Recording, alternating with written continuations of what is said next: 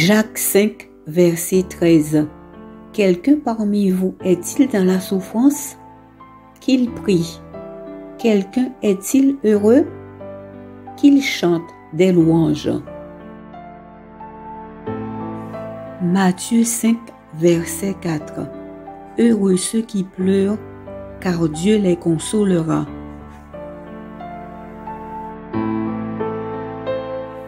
Ecclésiaste 3, verset 4.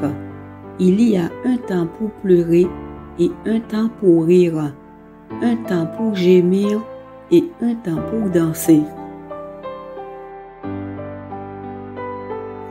Psaume 126, versets 5 et 6. Celui qui pleure quand il sème criera de joie quand il moissonnera. Il part en pleurant pour jeter la semence. Il reviendra criant de joie, chargé de ses gerbes de blé. Jean 16, verset 20. Oui, je vous le déclare, c'est la vérité. Vous pleurerez et vous vous lamenterez, tandis que le monde se réjouira. Vous serez dans la peine, mais votre peine se changera en joie. Quand une femme va mettre un enfant au monde, elle en peine parce que le moment de souffrir est arrivé pour elle.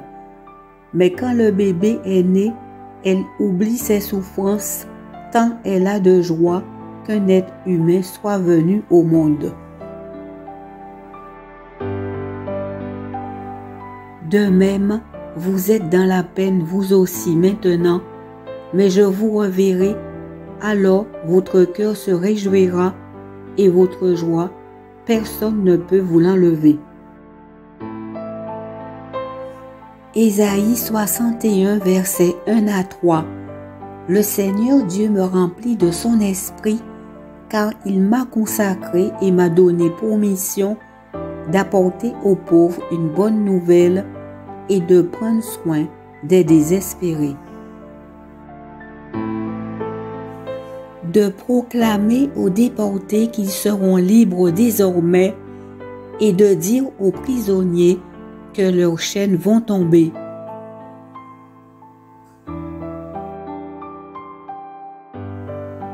D'annoncer l'année où le Seigneur montrera sa faveur à son peuple, le jour où notre Dieu prendra sa revanche sur ses ennemis, d'apporter un réconfort à ceux qui sont en deuil.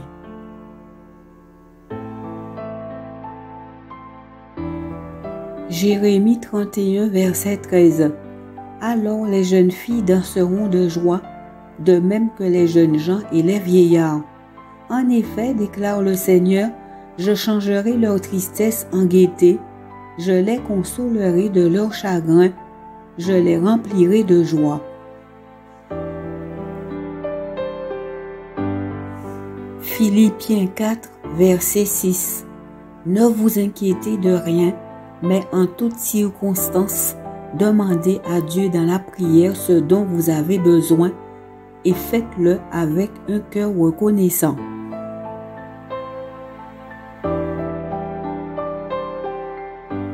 Deux Rois 20, verset 5.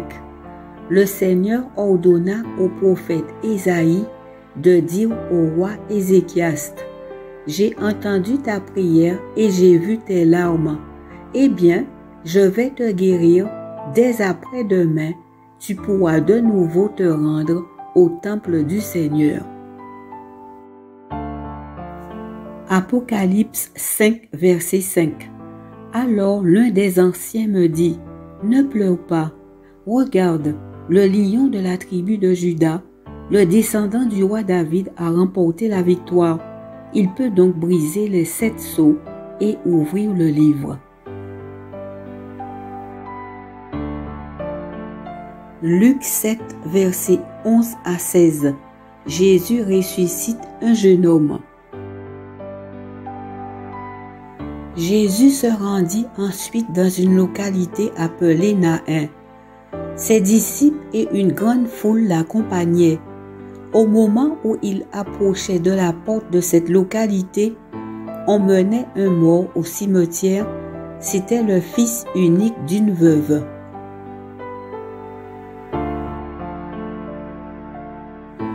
Un grand nombre d'habitants de l'endroit se trouvaient avec elle.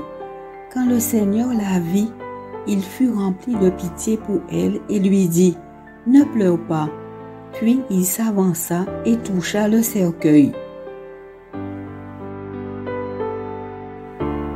Les porteurs s'arrêtèrent.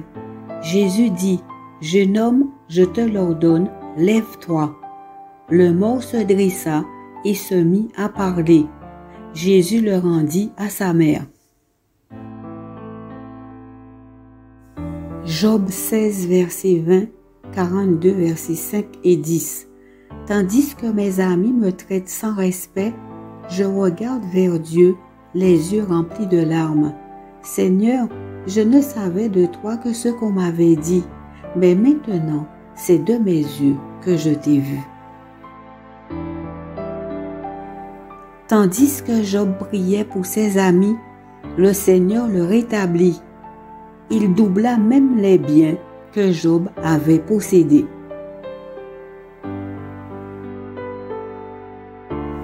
Apocalypse 21, verset 4. Nouveau ciel et nouvelle terre. Il essuiera toutes larmes de leurs yeux. Il n'y aura plus de mort, il n'y aura ni deuil, ni lamentation, ni douleur. En effet, les choses anciennes auront disparu. Ésaïe 49, verset 13. Ciel, manifeste ta joie. Terre, émerveille-toi. Montagne, lancez des acclamations, car le Seigneur réconforte son peuple. Il montre son amour aux humiliés. Ésaïe 51, verset 12. C'est moi qui vous réconforte, c'est bien moi, dit le Seigneur. Mon peuple, qu'as-tu à craindre d'un simple humain qui mourra, qui aura le sort de l'herbe?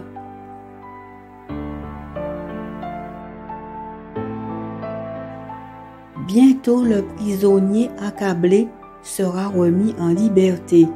Il ne mourra pas dans son cachot et ne manquera plus de pain.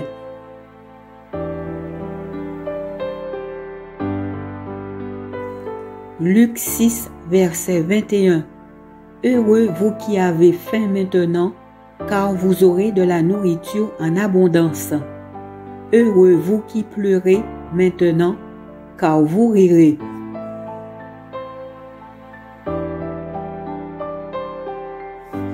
1 Thessaloniciens 5, verset 16. Soyez toujours joyeux, priez sans cesse, remerciez Dieu en toutes circonstances. Voilà ce que Dieu demande de vous dans votre vie en Jésus-Christ.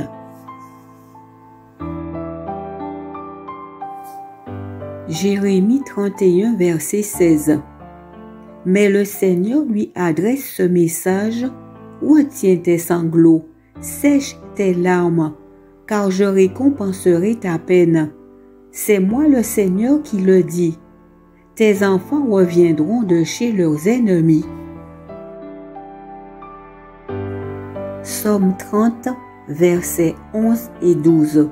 Seigneur, écoute, accorde-moi ton appui. Seigneur, viens à mon secours. Tu as changé ma plainte en danse de joie, tu m'as ôté mon vêtement de deuil, tu l'as remplacé par un habit de fête. Jacques 5, versets 7 et 8.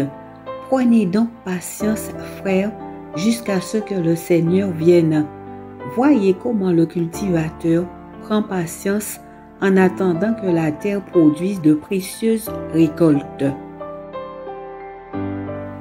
Il sait que les pluies d'automne et de printemps doivent d'abord tomber. Prenez patience, vous aussi, soyez pleins de courage, car la venue du Seigneur est proche. Psaume 27, versets 10 et 14. Si mon père et ma mère m'abandonnaient, toi, Seigneur, tu me recueillerais. Compte patiemment sur le Seigneur. Ressaisis-toi, reprends courage. Oui, compte patiemment sur le Seigneur. Jean 16, verset 33. Je vous ai dit tout cela pour que vous ayez la paix en restant unis à moi. Vous aurez à souffrir dans le monde, mais courage, j'ai vaincu le monde. Philippiens 4, versets 12 et 13. Je sais vivre dans la pauvreté aussi bien que dans l'abondance. J'ai appris à être satisfait partout et en toutes circonstances, que j'ai de quoi me nourrir ou j'ai faim, que je sois dans l'abondance ou dans le besoin. Le chagrin me fait verser des larmes. Seigneur, relève-moi comme tu l'as promis.